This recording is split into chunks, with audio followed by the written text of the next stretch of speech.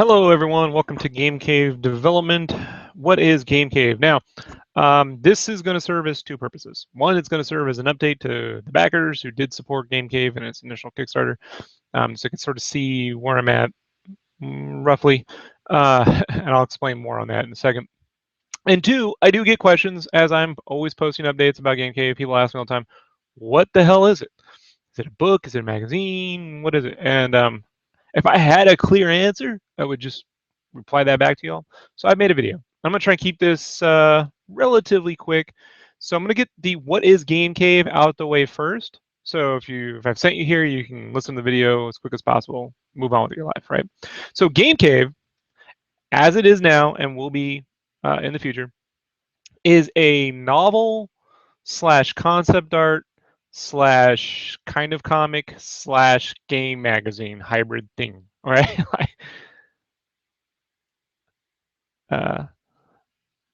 One second.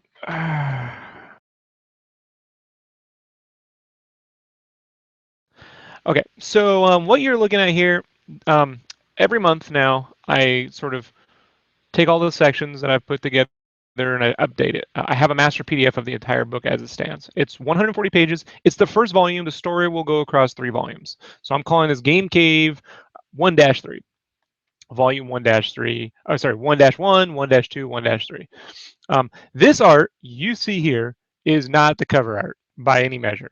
This was just some quick sketches that I did of some of the characters, and I just dropped them in to get a feel for what kind of cover I want to do. Roughly, the graphic design layouts might stand, but I don't know. I'm deciding on that yet. So, Game Cave. The story is about a sky pirate, Bombcat, who is quit her guild, wants to go compete in these tournaments, these actual physical tournaments on the other side of the continent, and earn lots of money. She's been in a guild a long time. She's been a freelancer. She's dirt poor. She's managed to save some stuff on the side. She bought her own ship. She has a crew member, and she's on her way, to go enter these tournaments and make a lot of money. Her guild doesn't agree with that. Her guild feels that anything that once you're in a guild, anything that you own is the guild's. So they're after her for, basically their property. That's where the story starts up. Essentially, the premise is that they get into a battle, her ship's damaged, she gets stranded in, of all places, her hometown, Butter Bay, which is also the hometown of Game Cave magazine. It's a local game magazine, that game store / magazine that imports video games from Earth. So this takes place in a fantasy world. They import actual Earth games exclusively. So she takes a job there to help fix her ship, and Game Cave has entered into a local gaming tournament, and they want the owner of Game Cave wants her to captain their team. So not the easiest of ways to explain the story, but I think that's as best as I can do right now. So here's how it works. We open up the issue, and then you'll get this world map. This is my roughie. I need to do a cleaner pass of this. This is the world of Game Cave. I'm going to go ahead and expand this out really quick. And go to 100. Let me zoom that out a little bit. All right. So the planet is called Prima. We don't really get into the planet too much, but the Prima has 2 major kingdoms, Valence and Dristum. This is Dristum over here. This is Valence. Valence is made up of 1, 2, 3, 4, 5, 6 major states, kingdoms, or whatever you want to call that. 6 major prefectures. What do you want to call it? States. The capital's Royalgate up here. It's this castle up in the sky. All the fresh water in Valence starts from here and flows down out across the entire kingdom. So the castle is built into the highest peak, and then all the fresh water runs out across the kingdom. Wellspring is the central state. That's where Butter Bay is located, which is right here. Our story picks up in Blood Orange Gulch, which is on the outskirts of Butter Bay, along with 1,000 Falls, which is just basically the entire continent is about 1,000 waterfalls. And it works, takes place here. The kingdom to the left, the state to the left of that Wellspring would be Harrogate, which is where these chibis are from. Chibis are like my version of hobbits or dwarves, or sorry, gnomes. Chibis are little dudes, little creatures, little humanoids, and they built all the trains, and now they own all the corporations as well. So mostly train and farm stuff out here. And then this down here is Ravenstein. This is where the monsters. There's 3 monster classes in Game Cave. There's a vampire class. I have all the names. I'm not going to confuse you with the names, but the monsters are called Dejuma overall, like demons, Dejuma. And there's a vampire type, a tentacle like monster type, and a skeleton type. So I call the tentacle monster Octoads. The vampire ones, I think they're just called Vampies, and then the skeletons are Skullocks or something like that. I have it all written down. I don't get too much into them right now. But basically, in this world, when you die, you come back as a monster before you move on to the next realm. You don't remember. You just get risen. So this has been pretty built up. The monsters down here, they don't eat blood or they don't eat people. They live off junk food, and they really don't want to die. So the next time you die as a monster, you're gone forever. So it's like Party Kingdom down here. They're also the biggest supporters of Game Cave. They play a lot of retro video games. There's a reason for that. And then there's Catalonia, this is like Spain, kind of like beach coast. There's a lot of drag racing down here, like cars and muscle cars and stuff like that. And then there's Dundalk, which is up here, which is this mountainous / snowy region. I didn't draw the snow in on this map, but I will. So it's like mountain forests with snow. And they're like where the more earthy kind of like farmer like people would live. And then there's Mio, which Mio's over here. This is like my version of Japan. This is where 2 major races live. That's the Tanukins and the Hortu, which is like these plant-like creatures. And the Tanukins are like raccoon people. And they also have a castle in the sky, not nearly as high as Royal Gate, the capital. So anyway, yeah, Bombcat's trying to get over to here, Dristum, specifically to Slayham Stadium. So she's leaving this place, Licorice Lagoon, at the beginning of the story, and she's racing over, trying to get over here, and she's in pursuit, being pursued. And Dristum is where, see, over in Valence, they all play video games, VR, right? No one wants to die, so there's no more battles, no one fights. They all fight competitively in virtual reality, so they can live as long as possible. Except for the few people that still, like, pirates are the last thing that exists, because goods still have to be shipped, so piracy exists, and those are the closest thing to armies and war culture there is in Game Cave. Bombcat does not play VR online video games. She doesn't do any of that shit. She likes the real world. She's got bad history with that. So she wants to go over here to Slayham Stadium, where this is like Monster Hunter. Like, there's these giant beasts called Entos that roam the Western Sand Desert, the Beastlands, and there's all these different tribes of creatures and stuff that fight them, and then 3 or 4 times a year they hold these tournaments called Slayham Stadium, and they have these big cash prizes, and they actually have gold and shit over here. In Wellspring, everything's virtual currency, so you're defined by your virtual wealth. Over in Dristum, it's about physical gold, things like that. So she wants to get over there where the real fun is. And there's other parts of this map I'll get into later. I don't want to overdo it. So then the next step you'd open up, you'd see a little bit about each area. So there'll be descriptions about those things. And this is not the most current version of that. I actually have this roughed out right here. And I can show you in color. If I turn this off, you can see here's all the roughies. I'm currently cleaning them up. So like if I turn this, sorry, you could see, like, case in point, this was the roughie for Licorice Lagoon, and this is the final. So I'm in the middle of that right now. I got to do across all of these over this week. It's the goal to get that out. So we also have a nice description, see words. You'll have description over each area. The Beastlands, the 4-7s Casino, the Worcester Sand Desert, Eggplant Kingdom, Golem Reich, Galleon, Slayham Stadium, Wellspring, Dundalk, all this stuff. So you'll have that. Let me open up my PDF. And then we'll get into character descriptions, Bombcat, her gear and stuff. I put in some concept stuff from Phantom Brave back there just so I can kind of match up some of the layouts. Some of these old Japanese strategy guides are kind of like borrowing from some of their basic older school layouts in those books. I own a lot of Japanese strategy guides. I really love the stuff from the mid to late 90s in terms of designs and layouts. So you'll have the key characters from this issue, that you'll know about. And there's going to be more descriptions and stuff throughout the book, but the key characters will always be up in the front.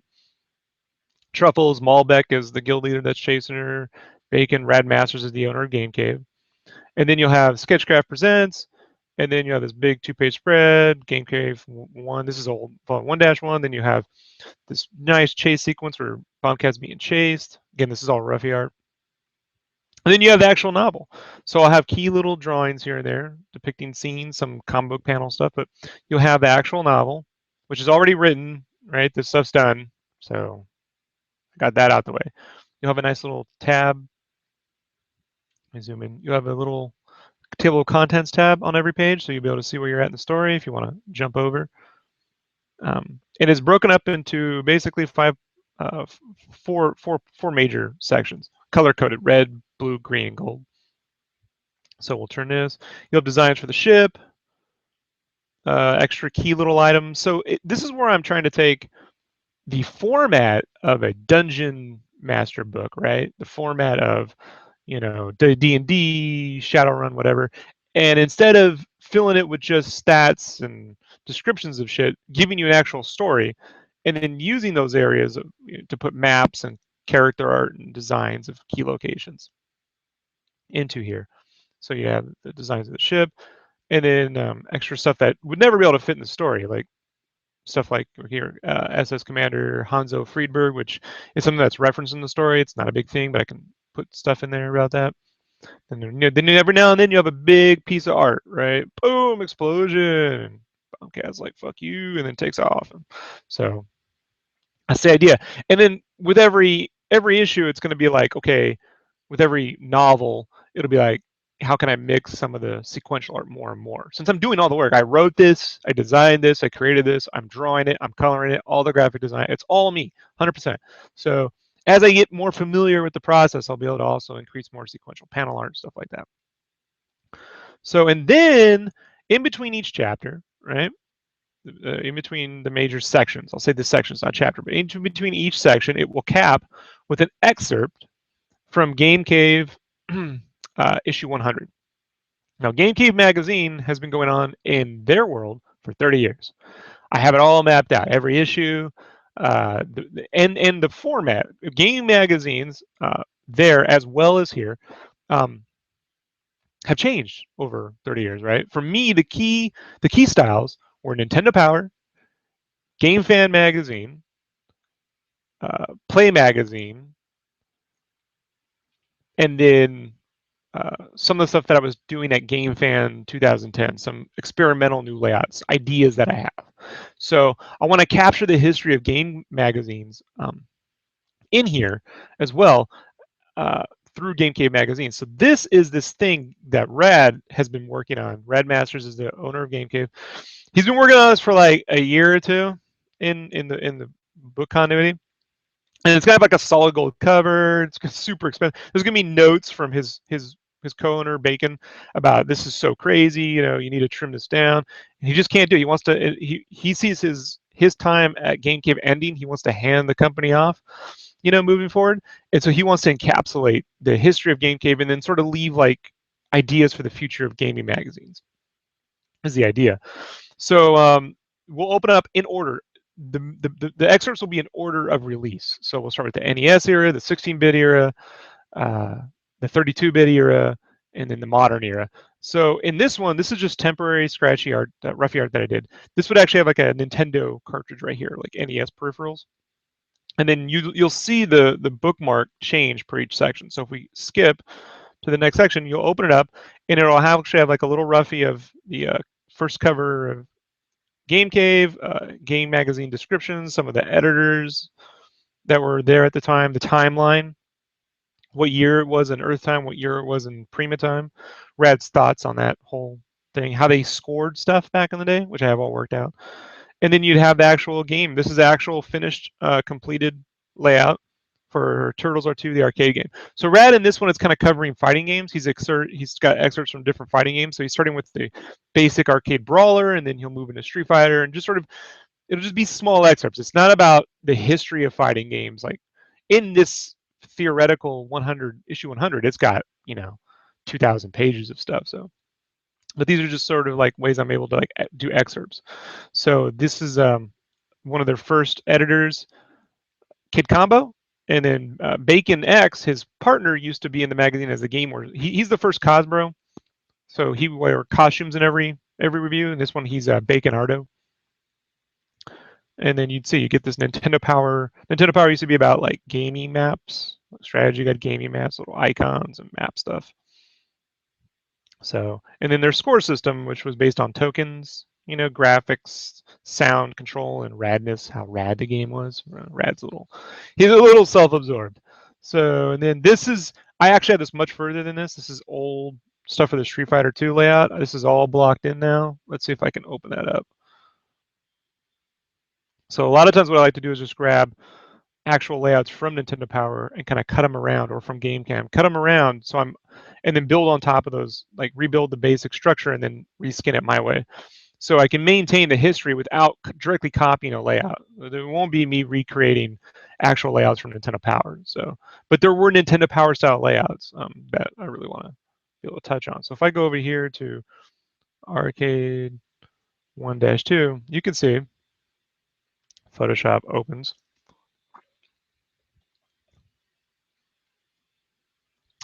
One second. This is all real time, folks. So you can see I've already blocked in the format. So for Street Fighter 2. Now, one of the reasons why Game Cave has taken so long, other than all the world building, and everything else, was this is the second time I've had to make this layout. I didn't intend when I first pitched Game Cave to do it this way. This is what it's become. So I've been incredibly thankful that the backers have been patient. But you see, you'll get this Choose Your World War, and I hand drew and colored all these little things. So best stamp stage, bogus stage, so forth and so forth. And back then, they used to do the reviews were actually word balloons. So they would have the character and they would talk and have word balloons. So that's kind of cool. So we can move back, and you can see like how I translated this basic idea into this basic layout, which is not finished yet. It's not color coded or anything. It's just blocked in. And all the text, the InDesign layouts are all done for this. All the text is dropped in and all this other stuff. So, all right. So we can just go ahead and move forward.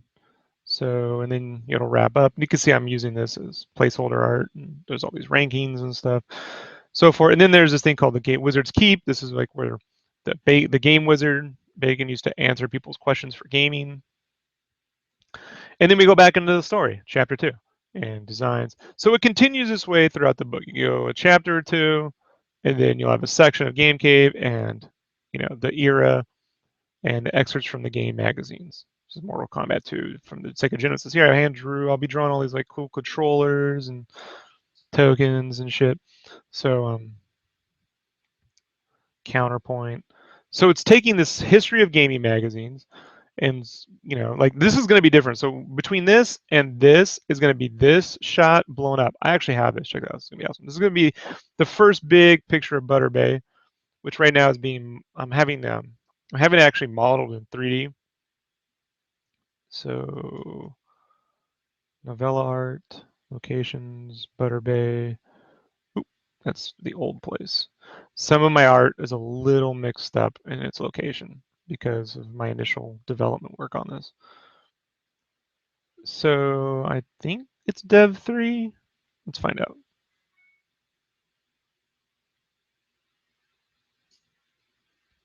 Probably should. Nope, that's a map. I'll get into this in a second. So let me open this up. I'll just open up the JPEG. So this is Butter Bay. This is the Roughie. This is where Bombcat grew up, right? And this is all worked out in terms of its location. This is the air dock I can show you. That's what this is right here. I've grayscaled it and mapped in the location. So this is Port Town, right? Air docks, Port Town. which is right here. And then you have Newtown right here. And then you have the Raildale, which is all this housing community built around the train yard, Raildale. Silverwood Mansion is where the mayor of Game Cave lives. He's big political juju. And then this is Marketville. This is the only place they have laws in Wellspring about they can't demolish old pieces of architecture. They can only sort of build into it and around it. So Marketville is sort of built upward. Used to be kind of like a little mini fortress. Now it's a big market center. It's where Game Cave is located, which is right up here. Then you have, this is why Bombcat used to live here. There's a college called the Birchwood School for Gaming. And this is the premier place where the game developers and game players who play in VR competitively. This is one of the schools they go to. Think of it like Hogwarts for virtual gaming, right? And they hold this tournament of alumni, people who've graduated. So they come back and the alumni, like the all-stars graduates, come back and compete in a tournament to keep, for basically bragging rights for a trophy. Rad Masters, the owner of Game Cave, used to go here when he was a kid. Bacon used to go here when he was a kid. That's where they met. Bombcat used to go here when she was a kid. Truffles, one of the other people. Everyone used to go here as a kid that works at Game Cave, basically. And Rad wants to someday run this place. That's his dream. He wants to move out of entrepreneurship and become the headmaster of Birchwood School of Gaming. In order to do that, he needs to kind of prove some of his words, so he wants to win it. He wants his team to win it. And so that's sort of where he comes at. And Bombcat, since she used to go there, she can enter the tournament. But there's complications from that. So, but yeah, all this stuff's worked out. It's being modeled in 3D right now. And so you will open up, you'll get this nice, cool final art, not this roughy, the final art, piece of stuff. And then I'll have the actual grayscale map with all the sections worked out in a little legend key right here, which is what that will be. And then there'll be all the stuff on Better Bay. So it's a JRPG world. They get stats tracked. Everything you do gets tracked in the stats. And Bobcat owns a old school Stat Boy, which tracks all her stuff. It's like a Game Boy looking thing, And yeah, there's be different areas and stuff. And then again, it goes on to this is the play era of Game Cave magazine, the clean kind of like Edge magazine style. This is a completed layout for King of Fighters 2000. This is actually from Gamers Republic. The owner of Play Magazine, Dave Halverson, he did Gamers Republic for like a year or two and then went and did Play Magazine. So this is like this in-between techno font, cleaner layout, right? And then it moves into this. This is a completed layout. And you can see like the evolution of game magazines just changing. Like this is complete. This is actually a backer. A backer wrote this too, which is cool. So I do leave open a couple sections for backers to write at a higher tier price, obviously. But they get to be a character in the book too, and write a game review, and get basically a freelancer for Game Cave. And then JoJo's Bizarre Adventure. And then the final act of Game Cave. A lot of this stuff is drawn. The things you see in Silhouette, I just haven't plugged it in yet. I'm getting that as I go through the whole thing. And then the last part will be Rad's plans for the future of Game Cave. Rad's the kind of guy that he already thinks Bombcat will be awesome, and she'll, be a part of the team. Like he has his own plans for people, so these are like his ideas. He believes, looking at Earth, the future of magazines and stuff is like cosplay and costuming. In their world, only guys they're called cosbros. Only guys cosplay. So the idea of girls put on costume is really weird to their culture. So he thinks that would be a thing. And then he'll have different kind of layouts, and I've labeled these top secret for a reason. I don't really want these layouts to get out yet. And these are just ideas I think magazines could be. And then it will end with best of the Rad. And then Rad's drawn a picture of Bombcat. That's not how she looks finally, but it's this idea that he, these people, costuming and whatever. So that's a picture of her that he drew. So anyway, and then it'll wrap up with like all of his other picks for fighting games and stuff throughout history. So the idea between the final section is to show what's come before and where it can go in the future. And then we wrap it up with the last chapter of Game Cave. There's a huge battle. And then the final back page, this is placeholder. I'm using this format from Nintendo Power at the end, which will be a preview of the next issue, and words from me, I'll have a little thing. And then over here will be the timeline. Like it'll be like the ages of their universe, the calendar chart, conversion chart from Earth years to their years, There's also how their universe is structured because they're in another dimension, how the dimensions work in their universe and stuff. And then we'll wrap up with the back cover. So yeah, that's what Game Cave is. This is what I've been in the middle of. It took a year just to get the story written and do all the world building, and I apologize for how long that's taken. But like I said, it's a pretty big universe. Every story idea I've ever had fits in it. So as far as I'm concerned, in terms of my own creator-owned content, this is the future for me. You know, if Game Cave doesn't sell, I got a ton of different stories that exist in the universe along different timelines that will work too. So these locations are important. There's tons of Easter eggs. I mean, I wouldn't even get into right now. Like tons of Easter eggs. So, um, and if you've followed me at all in life, you'll know I don't really get bored or tired of ideas. Like this is what I've been wanting to do for a long time. I just didn't have the ability to do it. So is it a novel? Is it a comic? Is it a concept art book? Is it a gaming magazine? It's all of it. And I don't know how to, just flipping through this real quick. I don't know how to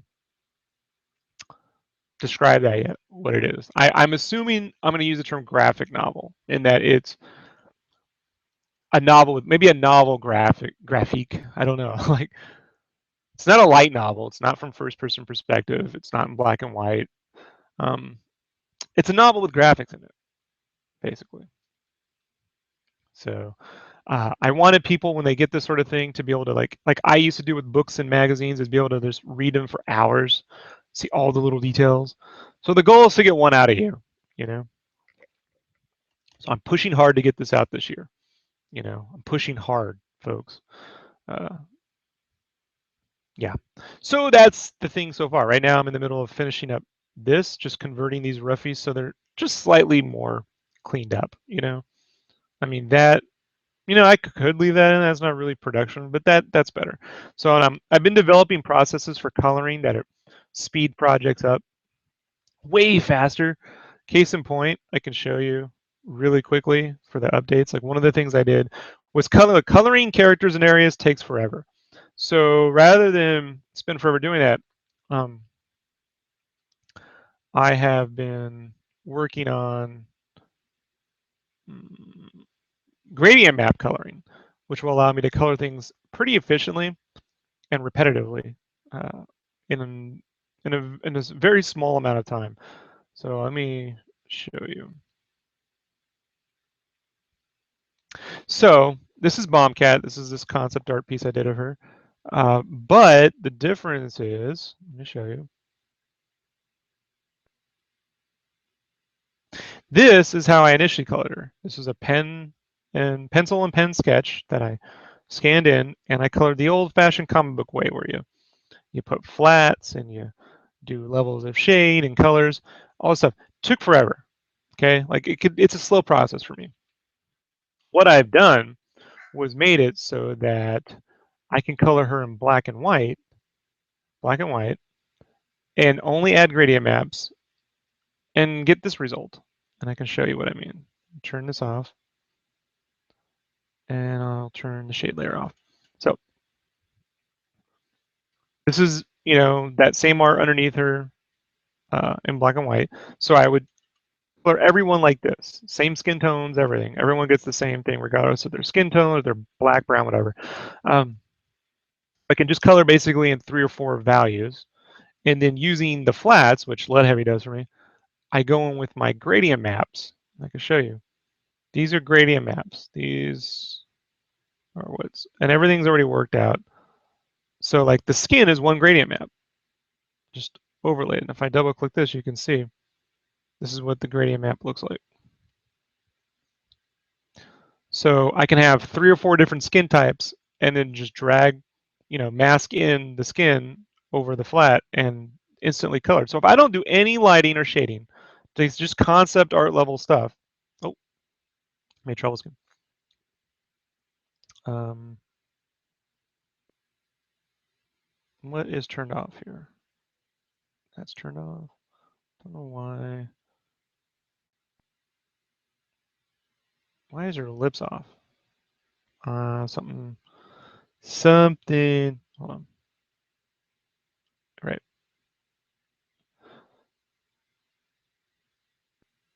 What did I leave off? Oh, these two. 1, 2.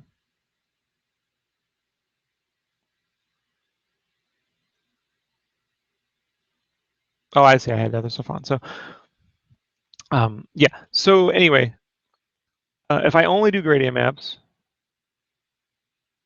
I said do this extra level of shade for fun, start popping. But if I only did gradient maps, that's what I would get over my base shade, which is perfectly fine, for everything in there.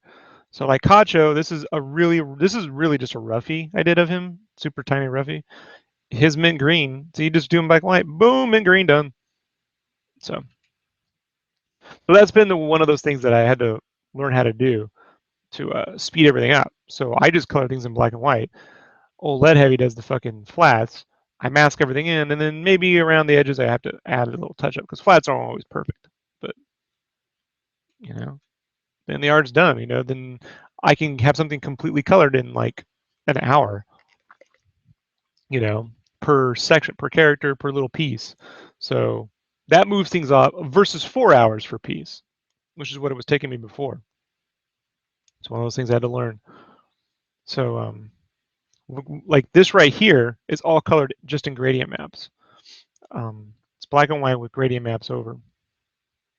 So the way the houses are done, the way the roofs are done, the way the waters, this grass is just one gradient map. So I can, again, do it in black and white and just paint all that stuff in, mask it all in.